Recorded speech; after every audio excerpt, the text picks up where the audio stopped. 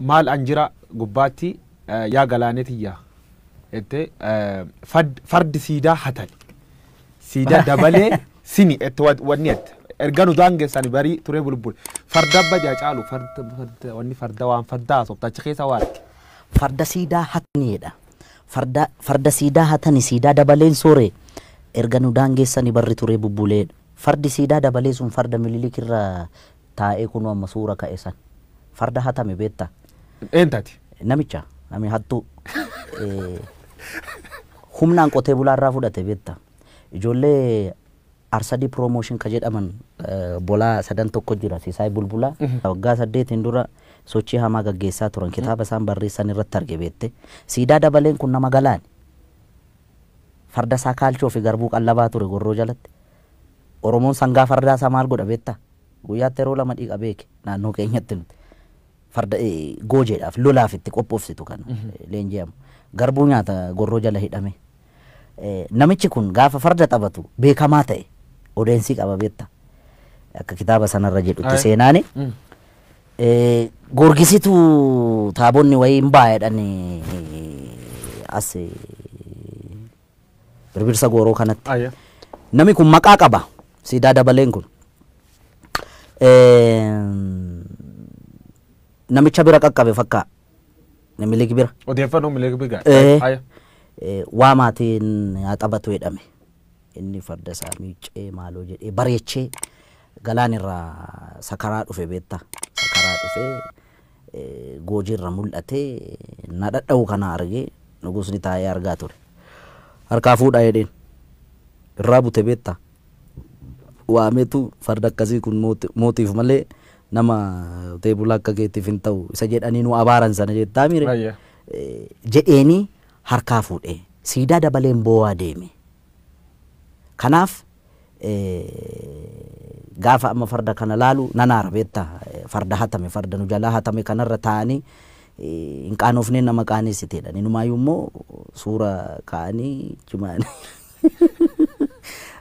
dhaloonni kun waa'ee farda kanaa gaafachuu qaba barbaachisaa taanaan beetta fardi abbaa qaba beetta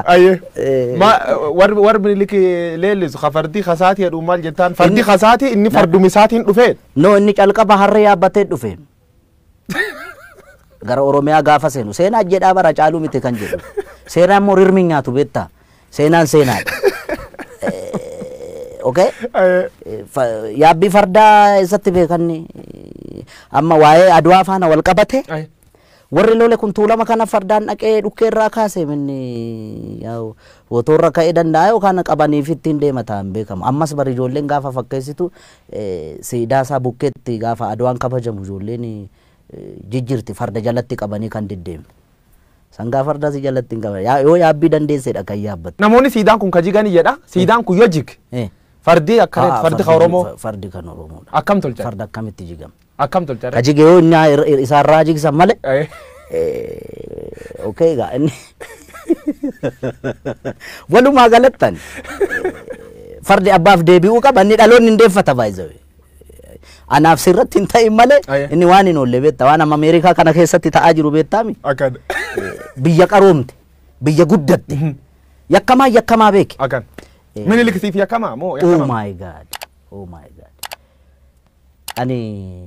inni gaara reeffaa miirammaa ekeraadhanni jechuun seenaa rirmi nyaatu siin jedheera seenaan immoo dhugaa kan sobahaa jedhu kan dhugaa jechuun akkamitti namni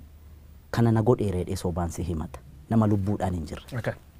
aannolee irratti kana godheera calanqoo irratti kana godheera gaafa jedhamu aboo bara sana inni barkanaan mallatteessa jedhan warri harkaan mallatteessu warri maastarsaa fi digirii fi PhD qabu baran mallee